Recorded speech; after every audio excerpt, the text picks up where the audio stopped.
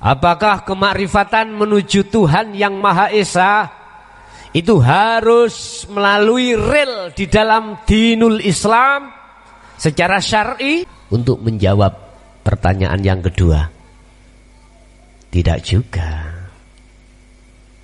Tidak juga. Selain agama Islam secara syar'i ya, yang disebut ghairul Islam, itu kalau memang hatinya betul-betul sudah sampai pada akad, maka pastilah dialah sebagai kekasih Allah. Pertanyaannya gini, apakah di dalam agama ghairul Islam itu diajarkan tentang dinul haq? Diajarkan tentang ilmu tauhid, ilmu yang mengesahkan pada Tuhan. Perkara nyebut Allah, perkara nyebut Allah, iku jeneng wis ngene. Ini kalau di Indonesia disebut kaca, di Inggris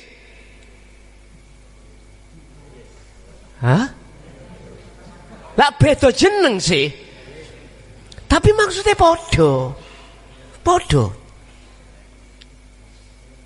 Ada yang mengatakan matahari, ada yang mengatakan bulan. Ingat sejarah Nabi Ibrahim sebelum menemukan sejatinya Allah? Bulan, bintang, matahari, itulah bahasa. Nama. Ada yang mengatakan Sang Yang Widi, Sang Yang Sekerta, Sang Yang Dumadi, apa maneh Sang Yang Tunggal, apa maneh gunung Sang Yang Wenang. Itu nama, dulur. Kalau kita sudah ranahnya hati ke akad, jangan kau fanatik dengan nama. Jangan kau fanatik dengan tali-tali di dalam syariah. Benderamu apa? NU. Agamamu Islam. Bertauhid ya. Kalau kau sudah melakukan perjalanan hakikat menuju makrifat, gak penting iku. Jeneng-jeneng gak penting. Iku harus kau lepas. Kalau kau masih terikat dengan hukum-hukum iku, mohon maaf Pak nggih, mohon maaf. Iki termasuk bisikan nafsu sing sampean kali kula ketika saat di alih hijab nggak terasa. Apa? Nafsu memunculkan rasa wajibnya kita sholat. Nafsu memunculkan semangatnya hati karena di situ ada hadiah Allah, surga dan pahala. Sewenang sampe nek nglakoni ngene nek ati iki sik krana kuwi. Karena itu, lho iku nafsu sewenang. Luwih haleh nafsu wis gak nggodha maneh. Tengok-tengok ambek rokokan, ndi rokok Imang. Wes. Kita tidak terasa di dalam hati berbangga diri, semangat sholat karena kewajiban, karena pahala, karena surga. Loh, kau tidak tahu kalau itu bisikan nafsu. Bukaan ngene kitab kitab Hikam. Wahuma madmumun. Salat yang seperti ini Allah itu ngene. Maido itu apa bahasa Indonesia nih? Mencela. Dasar kamu nek dikai hadiah gak budal. Ngene lah. Iku kabeh kelakuane arek cilik. Ayo makan. Tapi kok nyilih HP-ne ya. Wis, washing nek ngono. Karena HP makan. Kita sholat karena pahala, karena kewajiban.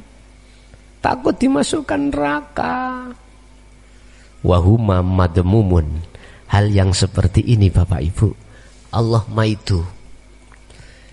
Lah sing Allah gak maidu yang bagaimana?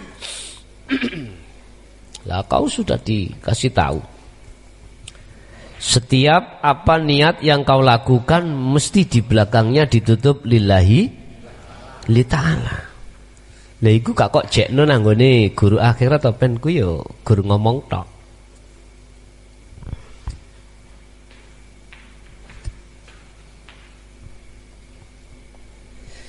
Jekno karepe lillahi ta'ala iku ya apa? Maksudnya lillahi ta'ala itu bagaimana? Secara lugat karena Allah. Artinya hati yang sudah sampai pada Allah itu, hati tidak mengakui kalau itu sholatnya hamba. Justru dalam hatinya, sholatku Allah. Paham ya? Jadi orang-orang secara zahir walaupun agamanya itu tidak Islam, secara zahir loh ya, tapi tatkala hatinya itu bertauhid pada Allah, pada Tuhannya,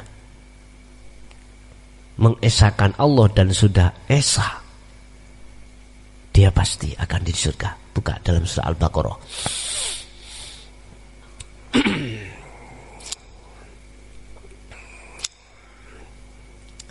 Di situ tidak hanya orang muslim ya, orang mukmin yang masuk surga, tetapi ada orang-orang ghairul Islam yang mengikuti ajaran di dalam kitabnya masing-masing, Taurat, Zabur, Injil. Bapak Ibu, kita mengatakan bahwasanya selain Al-Quran itu sekarang palsu, dari mana? Kita sudah tahu aslinya tak? Kok ngomong iku palsu? Berbagai macam komentar. Mestinya kita mengatakan itu palsu. Logikanya, etikanya kita harus tahu aslinya. Kau ingin tahu aslinya Taurat, Zabur, Injil, masuklah kau di dalam Al-Quranul Qadim yang kesemuanya itu merangkum. Dilarang hati ini, roh ini bersenang-senang terhadap selain Allah. Wes titik. Dilarang niku. Satu sisi anik butullaha, dianjurkan hati ini untuk bermahabbah atau menghadap kepada hidup atau Allah. Intinya mek ngono tok.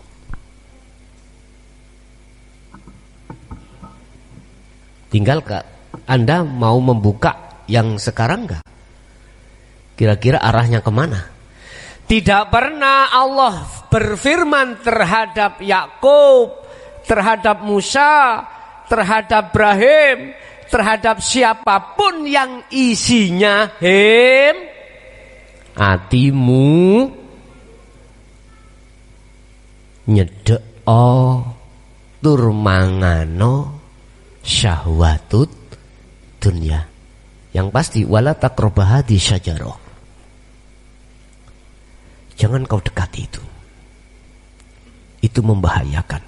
Sebab bila mana kau mendekat, kau pasti ada keinginan berangkatnya teko nafsu.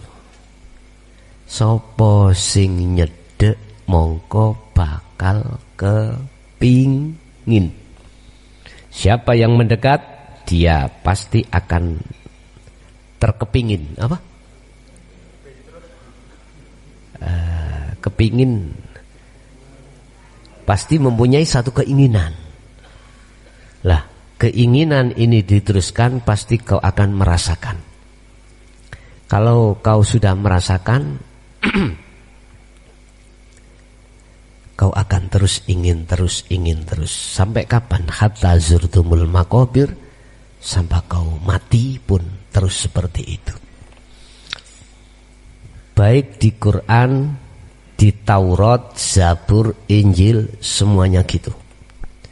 Inti firman Allah melarang hati atau ruhmu menyembah berhala.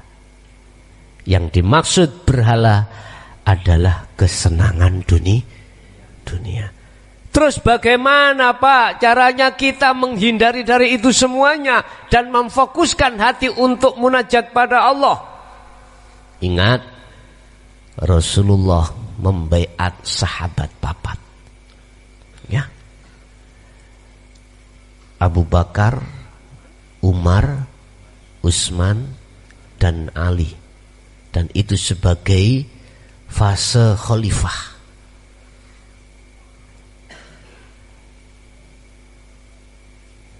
Intinya, sibukkanlah hatimu untuk berbicara dengan Allah, walaupun secara fisik jasadmu berbicara selain Allah, karena Allah juga di situ. Ngadep ngulon Allah, ngadep ngetan Allah, ngadep ngalor, ngadep ngulon, ngadep mendukur, ngadep menisor, turu melek lah, ya wis, ya ngarep penoi lho Pak.